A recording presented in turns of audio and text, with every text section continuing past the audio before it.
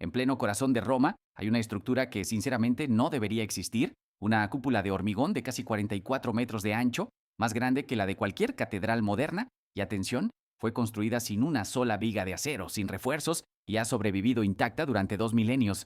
Pesa unas 5.000 toneladas y, sin embargo, parece que flota suspendida sobre las cabezas de quienes la admiran. ¿Cómo lo hicieron? ¿Qué clase de conocimiento perdido les permitió a los romanos doblarle el brazo a las leyes de la física? Y sobre todo, ¿cuál es el secreto que se oculta a plena vista en su diseño? Ese mensaje cósmico grabado en piedra y luz. Hoy no solo vamos a reconstruir el Panteón, vamos a descifrarlo juntos. Para entender la genialidad del Panteón, primero tienes que viajar en el tiempo. Imagina que eres un romano del siglo II caminando por el bullicioso campo de Marte. Al doblar una esquina te topas con una visión de poder puro. Un pórtico imponente con columnas gigantescas. Son 16 monolitos de granito, cada uno de 14 metros de altura y con el peso de un avión moderno.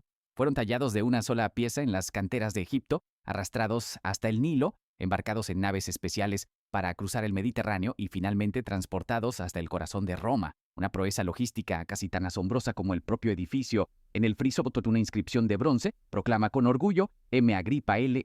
Cos tertium fecit. Marco Agripa, hijo de Lucio, cónsul por tercera vez, lo hizo.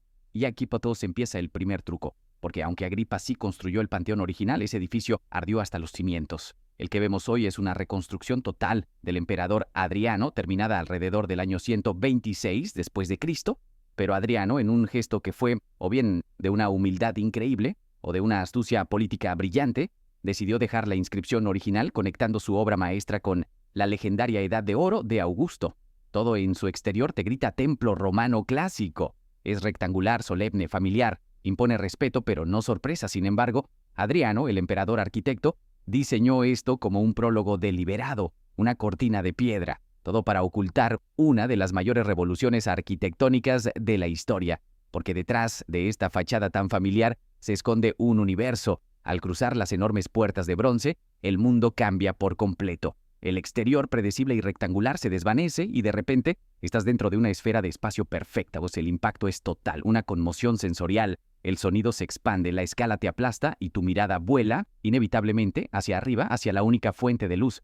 Una abertura perfecta y solitaria que mira al cielo. Aquí es donde la magia de la ingeniería se revela. La cúpula que flota sobre tu cabeza mide 43,44 metros de diámetro. Para que te hagas una idea, sigue siendo la cúpula de hormigón no armado más grande del mundo, casi 2000 años después. Entonces la pregunta del millón: ¿cómo demonios es posible que esta masa de 5000 toneladas no se haya venido abajo?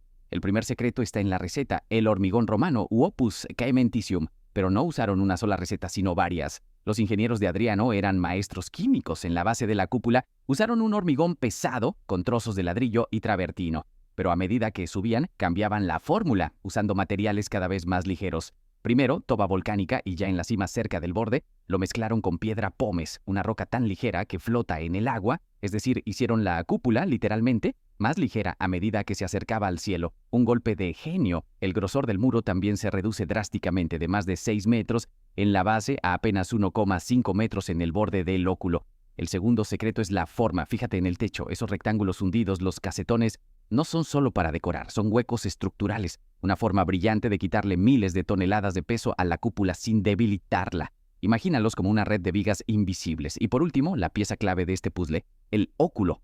Ese agujero de 9 metros en la cima no es un punto débil, es irónicamente lo que le da su fuerza. En una cúpula cerrada, toda la presión se concentra en el punto más alto. Al quitarlo, los ingenieros transformaron esas fuerzas en un anillo de compresión que se sujeta a sí mismo, una solución de una elegancia y audacia que todavía deja boquiabiertos a los arquitectos. Y sí, la pregunta que todos se hacen: ¿qué pasa cuando llueve? Pues claro que entra agua. Pero los romanos, que pensaban en todo, tenían un plan. El suelo de mármol que pisas no es plano. Tiene una curvatura casi imperceptible que guía el agua de lluvia hacia unos pequeños y discretos desagües. La proeza de ingeniería es asombrosa, pero solo cuenta la mitad de la historia. El verdadero propósito del Panteón no era solo levantar un edificio, pues era construir el cosmos en miniatura. Adriano no creó un simple templo, creó una máquina simbólica para conectar al hombre, al imperio y al universo. Y la clave de todo es la geometría. El interior es tan alto como ancho, 43,44 metros. Esto significa que una esfera perfecta encajaría como un guante dentro del edificio, tocando el suelo, las paredes y la cúpula. No es casualidad. Para los romanos, la esfera era el símbolo del cosmos, de la perfección y de la eternidad.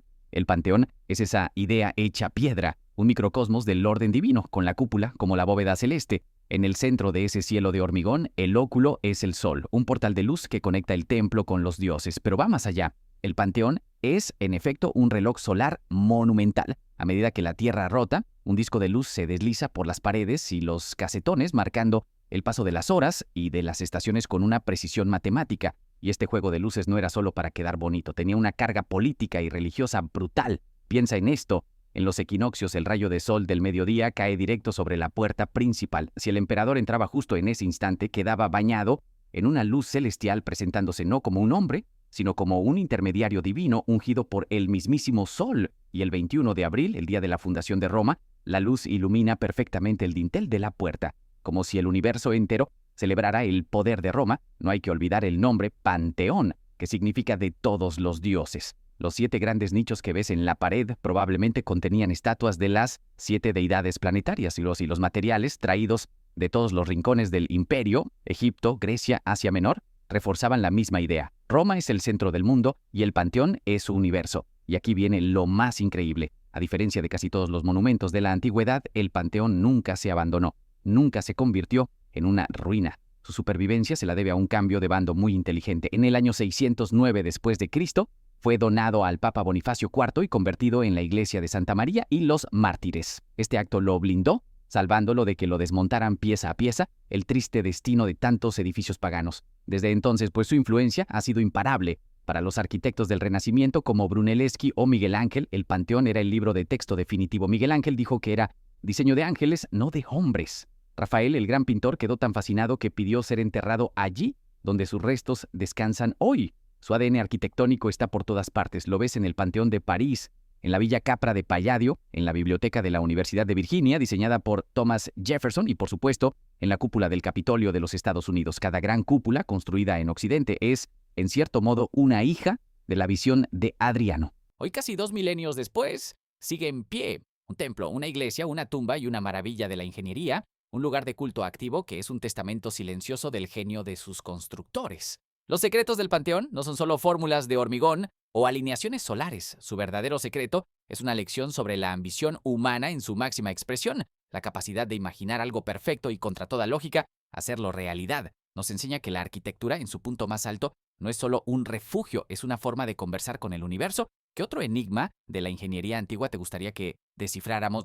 Las pirámides, el mecanismo de Anticitera, las líneas de Nazca, dímelo en los comentarios.